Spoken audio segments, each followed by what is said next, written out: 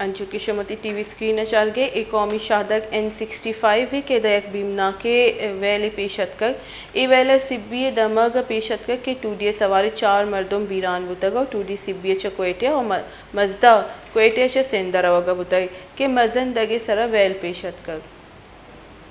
ए वाहदा हमारा Sibi reporter join को तक आई अच्छी तफसीलात ज़रूरी। जी बताइएगा कि इस वक्त जो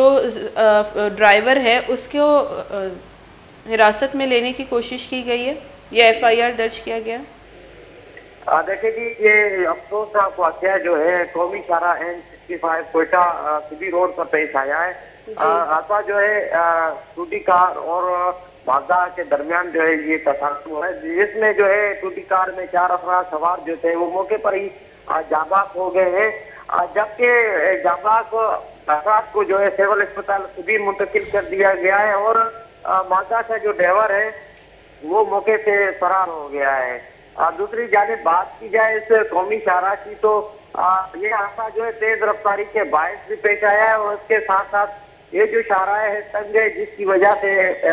रोड है, जिसकी वजह से जो है ये अफसोसनाक आज हादसा हुआ है।